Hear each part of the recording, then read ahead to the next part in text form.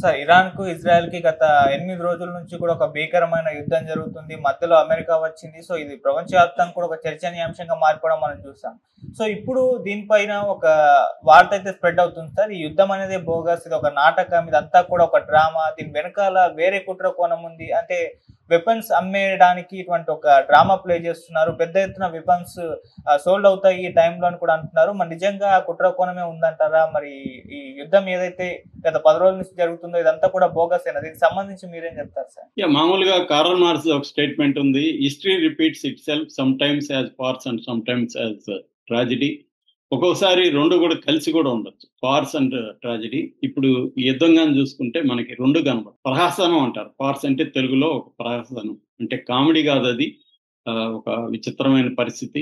ట్రంప్ని చూస్తే దానికి example personification లాగా కనబడతాడు. ఆ ఫార్స్కి ఒక రూపం వస్తే ట్రంప్ అన్నమాట, అలా ఉంటాడు. అయితే దీని వెనక భయంకరమైన ట్రాజడీ కూడా ఉంది.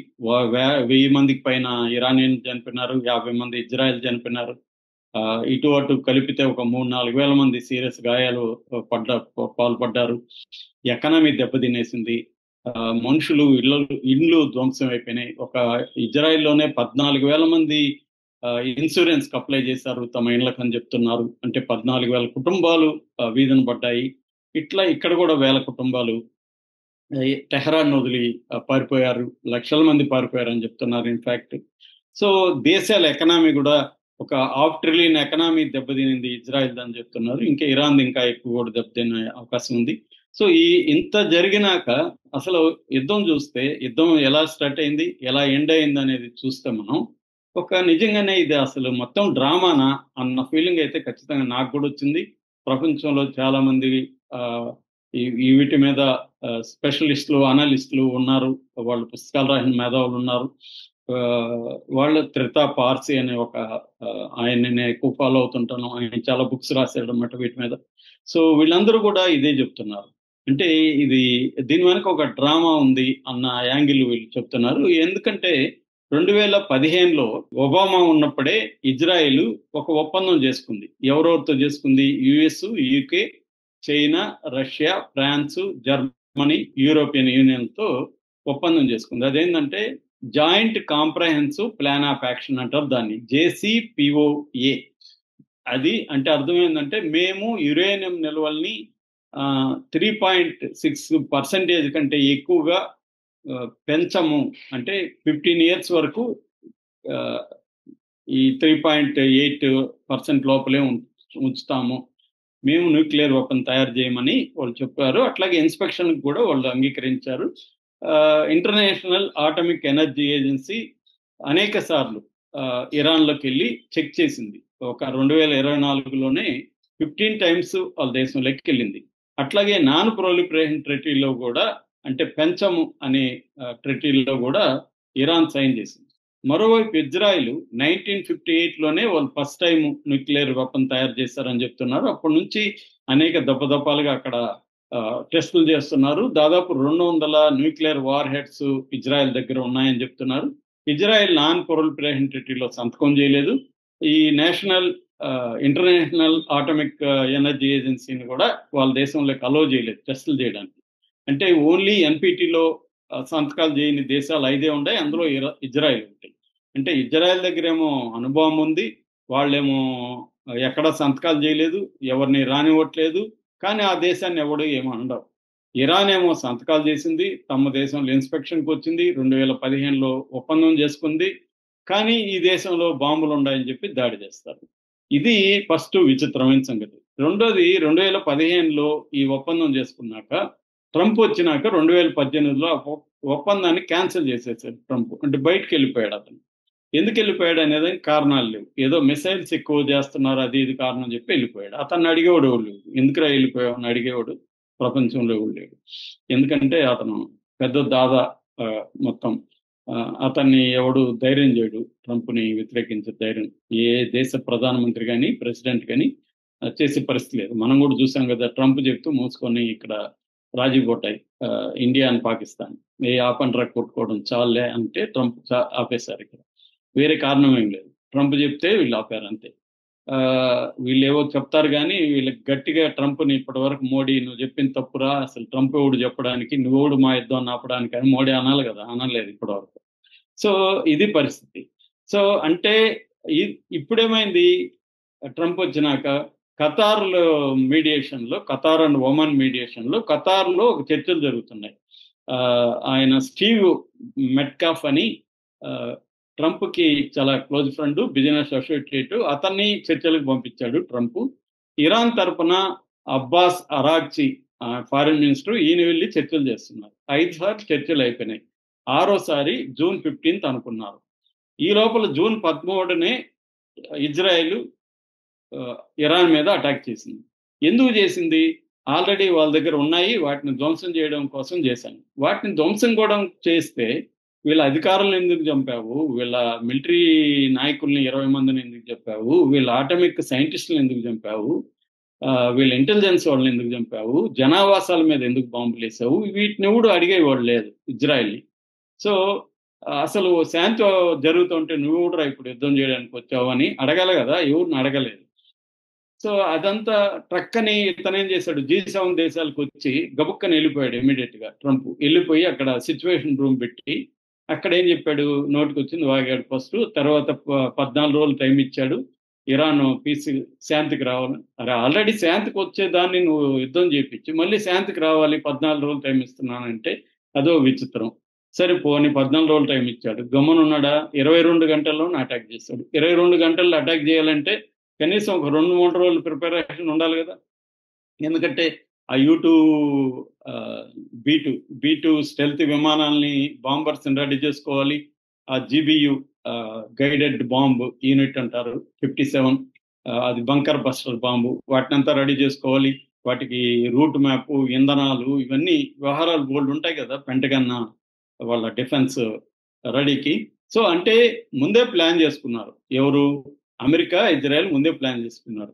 శాంతి చర్చలు ఫలించకుండా లోపలే నువ్వు ఆ యుగాన్ని ఫలిస్తే మళ్ళీ ఇబ్బంది, కాబట్టి నువ్వు అటాక్ చేసి నేను కూడా రెడీగా 2 రోజుల్లో నేను కూడా జాయిన్ అవుతానని వాళ్ళిద్దరు మాట్లాడుకున్నారు.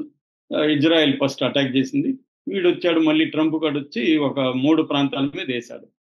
ఏది మనకి ఆల్రెడీ మనం చెప్పుకున్నాం, అది పార్దో అనేది ఒకటి, తర్వాత నతాంజ్ అనేది ఒకటి ఇస్ఫహాన్ అని 3 వాటి మీద వేసి మేము మొత్తం నాశనం చేసేసామన్నారు. నాశనం చేయడానికి అడేమి లేదని ఇరాన్ చెప్తుంది, మేము ఆల్రెడీ తీసేసామని చెప్తుంది. మరోపక్క ఇంటర్నేషనల్ ఆటమిక్ ఎనర్జీ ఏజెన్సీ కూడా అక్కడేమి రేడియేషన్ లీక్ కాలేదంటే అక్కడేమి లేదని చెప్తుంది.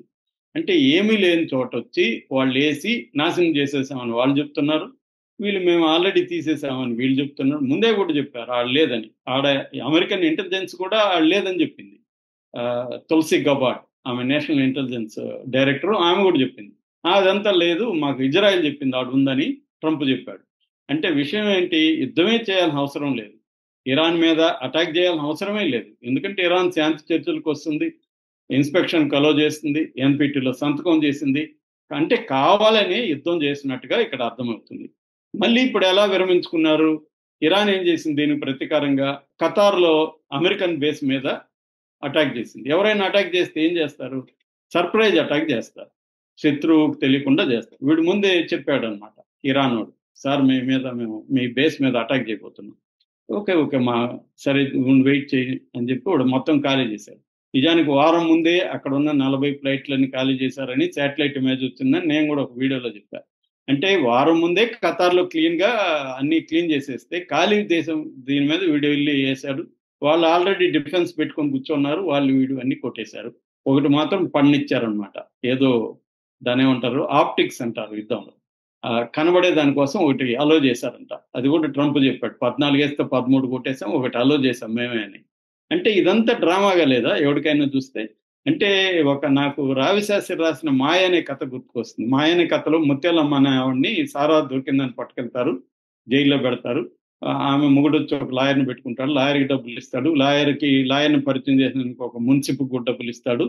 సో ఆ తర్వాత ఈ హెడ్ ఎవరైతే పట్టుకున్నారో వాడికి డబ్బులు ఇస్తారు, వీళ్ళకి అందరికీ డబ్బులు ఇచ్చి కోర్టులో మళ్ళీ హెడ్ కూడా ఎవడైతే దొరికిందని పట్టుకున్నాడో వాడు దొరకలేదని అక్కడ చెప్పేస్తాడు, కేసు కొట్టేస్తారు, ఈమె బయటకు వస్తుంది. ఇదంతా ఒక మాయ అని ఆమెకు చెప్తారు. అవును కానీ ఈ మాయ వెనక ఎంత దుఃఖం ఉంది, ఈ దుఃఖం ఉండేది మీకు తెలియదా? నేను ఎంత కష్టపడి మీ అందరికి డబ్బులు ఇవ్వాల్సి వచ్చింది, నా రక్తం అమ్ముకొని నేను మీ డబ్బులు ఇస్తున్నాను అని ఆమె బాధపడుతుంది. ఇది 1961లో రాశారు. అంటే లేనిది ఉన్నట్టుగా చూపించి, లేని దాన్ని ధ్వంసం చేసినట్టుగా చూపించి, మళ్ళీ ఏమి లేని దాని మీద వీళ్ళు బాంబులు వేసినట్టుగా డ్రామాలు ఆడి ఎందుకు ఈ యుద్ధాన్ని ఇంత ప్రహసనంగా పార్సుగా మార్చారంటే దీని వెనక ఆర్మీ డిఫెన్స్ కాంట్రాక్ట్లు ఉన్నారని చెప్తున్నారు. అది ఉండే ఛాన్స్ ఉంది. ఎందుకంటే వీళ్ళని అమెరికన్ ఐషన్ హోవరే మిలిటరీ ఇండస్ట్రియల్ కాంప్లెక్స్ అని పిలిచారు. మిలిటరీ ఇండస్ట్రియల్ కాంప్లెక్స్ అంటే డిఫెన్స్ కాంట్రాక్టర్లు, మిలిటరీ అధికారులు, పొలిటీషియన్స్ కలిసి ఒక సిండికేట్ లాగా ఫామ్ అవుతారనమాట. దీని పేరు మిలిటరీ ఇండస్ట్రియల్ కాంప్లెక్స్ అంటారు. మనం సింపుల్ గా అర్థం కావడానికి వెపన్స్ ని సప్లై చేసి వెపన్స్ ని ప్రొడ్యూస్ చేసే ఒక ఇండస్ట్రియల్ బ్యాచ్ కంపెనీలు. ఈ కంపెనీలు ఒక 3 కంపెనీల వివరాలు చెప్తాను. టాప్ 3 అన్నమాట. ఇవి 3 కూడా అమెరికావి. లాక్ హెడ్ మార్టిన్ అనే కంపెనీ F-35లు, ఇప్పుడు మనం కొనబోయేది కూడా F-35లు. ట్రంప్ మనకు చెప్పాడు, ఆజ్ఞ జారీ చేశాడు, F-35 కొనండ్రా మీరు అన్నాడు. హుజూర్ అనేసి వచ్చాడు మన మోడీ కూడా కొనబోతున్నాం. సో మొన్న మన మీద వేసిన పాకిస్తాన్ వేసింది కూడా F-35. సో ఈ F-35 విమానాలు తయారు చేసేది ఈ లాక్ హెడ్ మార్టిన్ అనే కంపెనీ. దీని యాన్యువల్ బడ్జెట్ ఎంతో తెలుసా? $63.3 బిలియన్. రెండవది RTX కార్పొరేషన్, ఇది $40 బిలియన్. ఇంకోటి నార్త్ హాప్ గ్రమ్మాన్, ఇది వచ్చి B2 నిన్న వేశారు కదా, B2 దానిలో తీసుకొచ్చేసారు కదా, B2ని వీళ్ళే తయారు చేస్తారనమాట. $32.4 బిలియన్. అంటే ఒక 100 కంపెనీలు కానీ మనం తీసుకుంటే ఈ 100 కంపెనీల యాన్యువల్ బడ్జెట్ ఎంతో తెలుసా? $600 బిలియన్.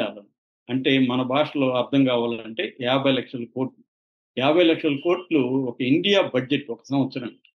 అంటే ఒక ఇండియా బడ్జెట్ అంత వెపన్స్ ని వీళ్ళు తయారు చేస్తారు. తయారు చేసేవాడికి అమ్ముకోవడం రావాలి కదా, అమ్ముకోవాలంటే కొనేవాడు కావాలి కదా, కొనేవాడికి అవసరం కావాలి కదా, అవసరాన్ని ఎలా క్రియేట్ చేయాలి? యుద్ధాలు రావాలి. యుద్ధాలు రాకపోతే ఎందుకు కొంటారు? సో యుద్ధాలు ఖర్చు పెట్టాలి కదా వాటిని. ఒకసారి అమ్మేసినాక వాడికి ఇంకా వాడకపోతే మళ్ళీ కొంటారు కదా, మళ్ళీ వీడు ఉత్పత్తి చేయాల్సిన పని లేదు కదా. ఉత్పత్తి చేయకపోతే $600 బిలియన్, 50 లక్షల కోట్లు ఎట్లా వస్తాయి వీళ్ళకి? సో అందువల్ల నిరంతరం యుద్ధాలు జరుగుతూ ఉంటేనే వీడికి మార్కెట్ జరుగుతూ ఉంటుంది. దీని మీద shadow world inside the global arms trade అనే ఒక బుక్ ఉంది. ఎవరికైనా దొరికితే చదవచ్చు. ఇది వండర్ఫుల్ గా ఇతను ఎక్స్ప్లెయిన్ చేశాడు. ఆండ్రీ స్పెయిన్స్టైన్ అని ఆయన. దీని మీద డాక్యుమెంటరీ ఫిల్మ్ కూడా దొరుకుతుంది ఆన్లైన్ లో. వీళ్ళు నీట్ గా వివరించారు. అంటే ఎట్లా ఇవన్నీ జరుగుతుంటాయి, యుద్ధం ఎలా జరుగుతుంది, యుద్ధాన్ని ఎలా వీళ్ళు పెంచి పోషిస్తుంటారు. నిజానికి 13 రోజుల యుద్ధం అనేది 13వ తేదీ మొదలై నిన్నటికి ఆపారంటున్నారు. ఇంకా అఫీషియల్ గా డిక్లరేషన్ వచ్చినట్లేదు.